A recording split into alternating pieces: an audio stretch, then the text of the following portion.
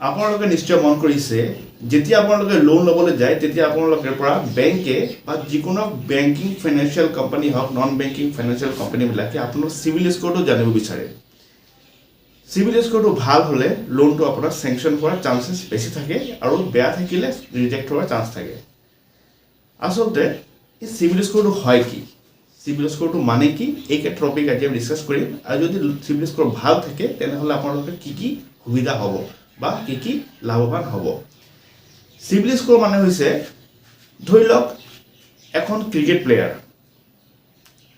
যেতিয়া ইণ্ডিয়ান টিমত চিলেক্ট হ'বলৈ লয় তাক কিছুমান পাৰফৰ্মেঞ্চ চাইহে চিলেক্ট কৰা হয় মানে ঘৰুৱা খেলত ইণ্ডিয়ান টিমত চিলেক্ট হোৱাৰ আগত তাৰ ডমেষ্টিক ক্ৰিকেটত এই ল'ৰাটোৱে বা সেই ছোৱালীজনীয়ে কেনেকুৱা খেলিছে বা ৰঞ্জী ট্ৰফিত কেনেকুৱা খেলিছে কিমান স্ক'ৰ কৰিছে পাৰফৰ্মেঞ্চটো চাব তাৰ ওপৰত বেছ কৰিহে ইণ্ডিয়ান টিমত চিলেক্ট কৰা হয় কিমান চেঞ্চুৰী কৰিছিলে বা কিমান ৰান কৰিছে যদি বলাৰ হয় কিমান উইকেট লৈছে এইবিলাক বস্তু সিহঁতে যাচাই কৰি তাৰপিছত ইণ্ডিয়ান টিমত চিলেক্ট কৰে ঠিক তেনেকুৱাই এজন কাষ্টমাৰ যেতিয়া বেংকলৈ আহে বা নন বেংকিং ফাইনেন্সিয়েল যিবোৰ কোম্পানীজ আছে যাত লোন ল'বলৈ যায় বা বিচাৰে সিহঁতে কি কৰে প্ৰথমতে তাৰ এটা স্ক'ৰটো ক্ৰেডিট স্ক'ৰ বুলি কয় ক্ৰেডিট মানে তেওঁ যে আগত লোন লৈছে নেকি যদি আগত লোন লৈছে কেনেকুৱা লোনটোকে মাৰিছে সময়তে পে'মেণ্টবিলাক কৰিছে নেকি বা সম্পূৰ্ণ পে'মেণ্টটো কৰিছে নেকি সেইবিলাকৰ ওপৰত যাচাই কৰি এটা ক্ৰেডিট স্ক'ৰ থাকে মানুহৰ সেই কাষ্টমাৰজনৰ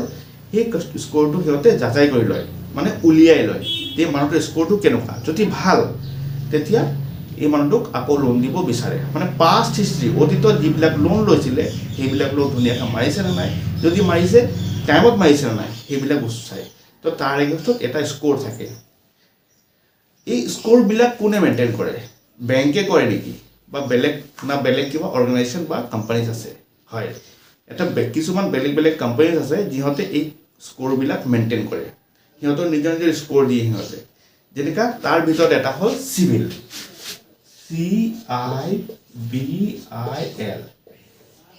ইয়াৰ ফুল ফৰ্মটো হৈছে ক্ৰেডিট ইনফৰমেশ্যন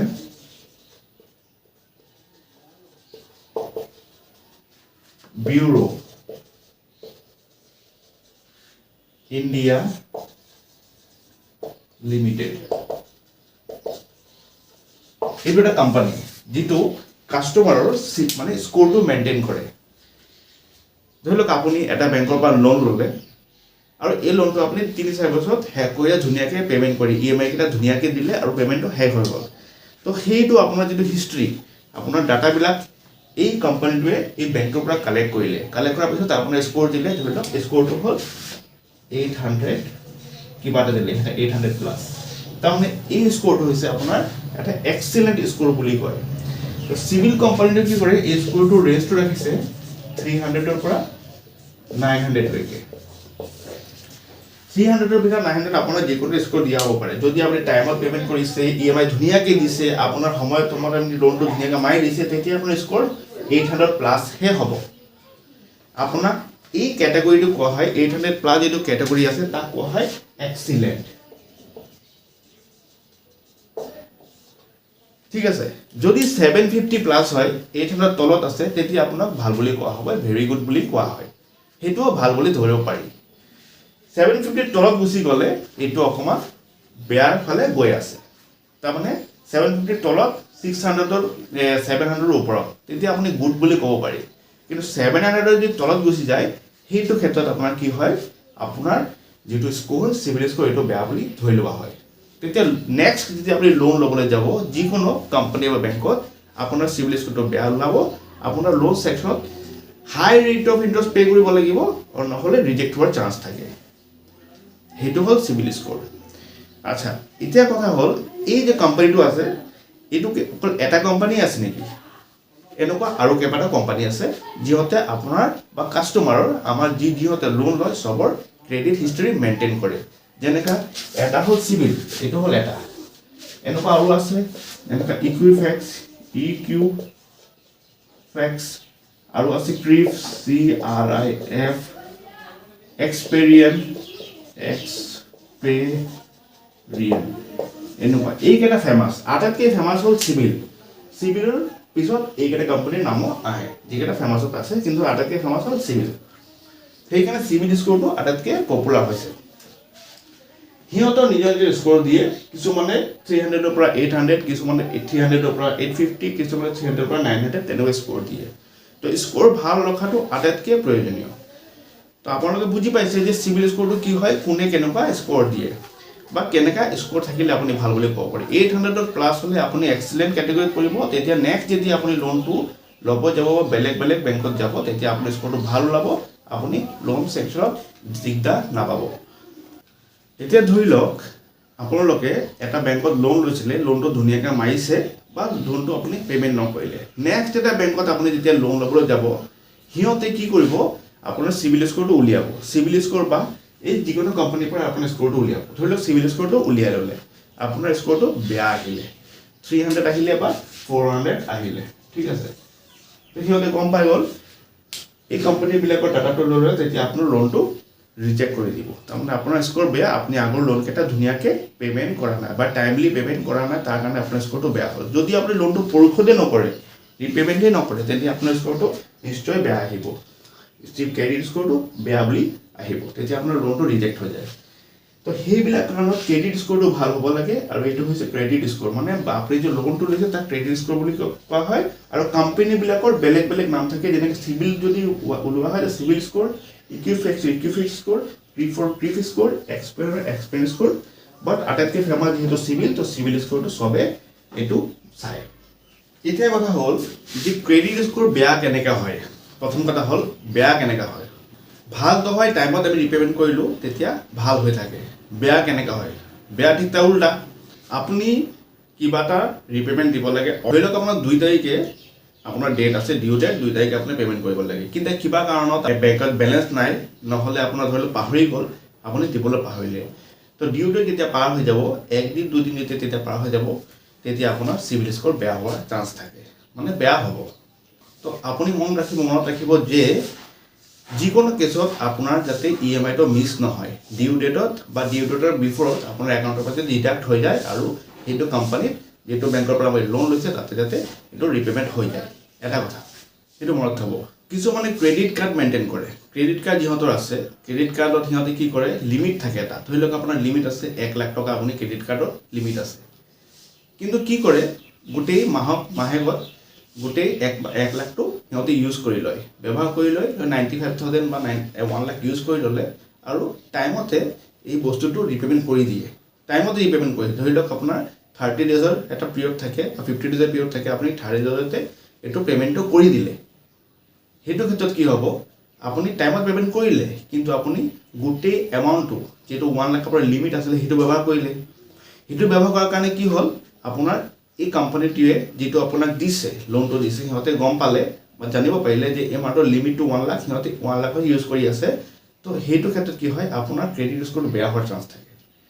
আপুনি কি কৰিব, ক্ৰেডিট কাৰ্ড যদি আপুনি মেইনটেইন কৰিছে, আপোনাৰ সদায় মনত হ'ব 1 লাখ যদি লিমিট আছে, আপুনি 30,000লৈকে ইউজ কৰিব, আৰু অন টাইম ডিউ ডেটৰ বিফৰত আপুনি এইটো পে'মেণ্ট কৰি দিব। যিকোনো ক্ষেত্ৰত হওক, আপুনি যিকোনো পৰিস্থিতিত হওক, আপুনি এই টাইম পিৰিয়ডত আপোনাৰ এইটো ৰিপে'মেণ্ট কৰিবই লাগিব, নহ'লে আপুনি চিভিল স্ক'ৰ বেয়া হোৱাৰ চান্স থাকে। ক্ৰেডিট কাৰ্ডত যেনেকুৱা ভালো আছে বেয়াও আছে। আপোনাৰ লিমিটটো যদি বহুত বেছি আছে, ধৰি লওক 3 লাখ টকাৰ লিমিট আছে, তাৰ 30% আপুনি ইউজ কৰিব। 30% ইউজ কৰাৰ পাছত আপুনি এই অন টাইম ডিউ ডেটৰ বিফৰত আপুনি এইটো পে'মেণ্ট কৰি দিব, তেতিয়াহে আপোনাৰ চিভিল স্ক'ৰটো ভাল হৈ থাকিব। ক্ৰেডিট কাৰ্ডৰ ক্ষেত্ৰত স্পেচিয়েল এইটো হয় যে ধৰি লওক আপোনালোকে এতিয়া চিভিল স্ক'ৰ 600 বা 650 হৈ আছে, আপোনালোকে এতিয়া চিভিল স্ক'ৰ ভাল কৰিব বিচাৰিছে। যিহঁতে 300 গুচি গ'ল, সিহঁতৰ কথা মই নকওঁ, কিন্তু সিহঁতৰ ভাল হোৱাৰ চান্সেছ বহুত কম হৈ গ'ল। এতিয়া যিহঁতৰ অলৰেডি চিভিল স্ক'ৰ বেয়া হ'ল, মানে এভাৰেজত আছে, ভাল বুলি কোৱা নহয়, এভাৰেজ আছে, সিহঁতে ভাল কৰিব বিচাৰিছে, সিহঁতৰ এটা টেকনিক আছে, সিহঁতৰ সেইটো ক্ষেত্ৰত ভাল হৈ যাব পাৰে। কি কৰিব লাগিব, যদি আপোনালোকে কম পৰিমাণৰ লোন এটা বিচাৰে, বেংকত গৈ বা যিকোনো অৰ্গেনাইজেশ্যনত গৈ আপুনি যদি বাইক বা গাড়ী এটা ল'ব পাৰে, তেতিয়া কি হয়, হাই ৰেট অফ ইণ্টাৰেষ্টটো হাই হৈ থাকে। যিমান আপোনাৰ স্ক'ৰটো বেয়া কম থাকিব, ইমান ৰেট অফ ইণ্টাৰেষ্টটো সিহঁতে বেছিকৈ বিচাৰে। ধৰি লওক আপুনি অকণমান হাই ৰেট অফ ইণ্টাৰেষ্টত বাইক এখন লৈ ল'লে, কিনি ল'লে এটা প্ৰাইভেট বেংকৰ পৰা, তেতিয়া কি হ'ব, সেই লোনটো আপোনালোকে যদি মাহেকীয়া EMI ধুনীয়াকৈ মাৰি থাকে, একেবাৰে মাৰিলেও নহ'ব, কিন্তু ধৰি লওক আপুনি বাইকটো ল'লে 1 লাখ টকাৰ, আপুনি প্ৰথম মাহত দিব লাগে ইনষ্টলমেণ্ট 3000, আপুনি প্ৰথম মাহত 3000 দিলে, নেক্সট মাহত আকৌ 3000 দিলে, 4 মাহত গৈ আপুনি যে গোটেই লোনটো মাৰি দিওঁ চিভিল স্ক'ৰটো ভাল হৈ যাব, তেনেকুৱা নহ'ব। আপোনালোকে মান্থলি ৱাইজ ধৰি লওক আপোনাৰ 2 বছৰৰ লোনটো লৈছে, 2 বছৰ ধুনীয়াকৈ মান্থলি ডিউ ডেটৰ পূৰ্বে সেই লোনটো মাৰি দিব লাগিব, EMIটো ধুনীয়াকৈ মাৰি দিব, তেতিয়াহে আপোনাৰ স্ক'ৰটো ভাল হ'ব, লাহে লাহে লাহে লাহে বাঢ়ি থাকিব। সেইটো লোন লোৱাৰ উদ্দেশ্য এইটো হৈছে আপোনাৰ চিভিল স্ক'ৰটো ভাল কৰা। যদি আপুনি কেছ ল'ব পাৰিলেহেঁতেন, বাইকটো আপুনি কেছ ল'ব পাৰিলেহেঁতেন, কিন্তু আপুনি কি কৰিলে, এটা প্ৰাইভেট ফাইনেন্সৰ পৰা বাইকটো ফাইনেন্স কৰালে। ফাইনেন্স কৰাৰ ফলত কি হ'ল, আপোনাৰ চিভিল স্ক'ৰটো যিটো বেয়া হৈ 600 হৈ আছিলে, 650 হৈ আছিলে, এইটো লাহে লাহে 700 ক্ৰছ কৰিব। তো সেইটো টাইম লাগিব, কিন্তু আপোনাৰ হৈ যাব। আৰু এটা পদ্ধতি আছে, ধৰি লওক আপোনাৰ চিভিল স্ক'ৰটো বেয়া হৈ আছে, আপোনাৰ এজন যিটো ফাইনেন্সৰ পৰা আপুনি লোনটো বিচাৰিছে, ফাইনেন্সটো হ'ব, সিহঁতে এটা গাৰাণ্টাৰ বিচাৰিছে যাৰ চিভিল স্ক'ৰ ভাল। তো তেনেকুৱা যদি আপোনালোকে মানুহ পায় যে কাষ্টমাৰ এজন মই আছোঁ, মোৰ লগত এজন মোৰ ৱাইফ বা ঘৰৰ কোনোবা যদি আপোনালোকক ছাপৰ্ট দিয়ে, আপোনাৰ গাৰাণ্টাৰ দিয়ে, তেতিয়াহ'লে কি হ'ব, আপোনাৰ এটা গাৰাণ্টাৰ পাই গ'ল, আপোনাৰ লোনটো চেংচন হৈ যাব। কিন্তু মন কৰিব, যদি আপুনি লোনটো টাইমত পে'মেণ্ট নকৰে, তাৰ আপোনাৰ লগতে আপোনাৰ গাৰাণ্টাৰজনৰো চিভিল স্ক'ৰ বেয়া হৈ যাব। তো সেইটো ক্ষেত্ৰত আপোনালোকে, কিন্তু যদি আপোনাৰ টাইমত মাৰি আছে, সেই গাৰাণ্টাৰজনৰতো ভাল থাকিবই, আপোনাৰতো অলপ অলপকৈ বাঢ়ি থাকিব। তো এই দুটা পদ্ধতি মই আপোনালোকক কৈছোঁ, যদি হৈ যায় তেনেহ'লে আপোনালোকৰ ভাল, কিন্তু সদায় মন কৰিব ক্ৰেডিট স্ক'ৰ ভাল থাকিলেহে আপোনাৰ লোনটো চেংচন হোৱাৰ চান্সেছ থাকে। আচলতে ফাইনেলি আমি কনক্লুশ্যনত আহিলোঁ যে যিহঁতৰ আজিলৈকে লোনে লোৱা নাই, যিহঁতৰ লোন হিষ্ট্ৰী নাই, তো সিহঁতৰ স্ক'ৰ কিমান হ'ব? তো সিহঁতৰ স্ক'ৰ হ'ব 0। তাৰমানে সিহঁতে লোনে লোৱা নাই, তো ক্ৰেডিট হিষ্টৰী নাই, তো লোন সিহঁতৰ হিষ্ট্ৰীটো 0 ওলাব। তো কিবা প্ৰব্লেম হয় নেকি? প্ৰব্লেম সিহঁতৰ একো নাই। যেতিয়া চিভিল স্ক'ৰ চাব, সিহঁতে 0 ওলাব, সিহঁতৰ লোন দিয়াতে একো প্ৰব্লেম নহয়, মানে লোন দিব পাৰে। বাট ইনিচিয়েলি ফাৰ্ষ্ট ষ্টেজত সিহঁতক এমাউণ্টটো সৰু সৰুকৈ দি থাকে। তাৰমানে লোন হিষ্ট্ৰীটো সিহঁতে বনাবৰ কাৰণে প্ৰথম এমাউণ্টটো সৰু সৰুকৈ দি থাকে, তাৰপিছতে সিহঁতে যেতিয়া লোনটো ৰিপে'মেণ্ট কৰে, তেতিয়া ক্ৰেডিট হিষ্ট্ৰী যেতিয়া বনিব, তেতিয়া চাব যে সিহঁতে কেনেকৈ ৰিপে'মেণ্ট কৰিছে, তাৰপিছতে সিহঁতে ডাঙৰ এমাউণ্টৰ লোন পায়। তো সেইকাৰণে আপোনালোকে যেতিয়াহে লোন ল'ব, বা ৰিপে'মেণ্টটো টাইমলি কৰিব লাগে, অন ডেটত কৰিব লাগে, আৰু লোনটো পূৰা সম্পূৰ্ণ মাৰিব লাগে, তেতিয়াহে আপোনালোকৰ ক্ৰেডিট হিষ্টৰীটো ভাল থাকিব। চ' আজিৰ ভিডিঅ'টোত ইমানেই। যদি আপোনালোকৰ ভিডিঅ'টো ভাল লাগিছে, ক্ৰেডিট স্ক'ৰ, চিভিল এইবিলাক বস্তু আপোনালোকে অকণমান হ'লেও বুজি পাইছে, মোৰ ভিডিঅ'টো লাইক কৰিব, শ্বেয়াৰ কৰিব, আৰু till then have a great day, take care.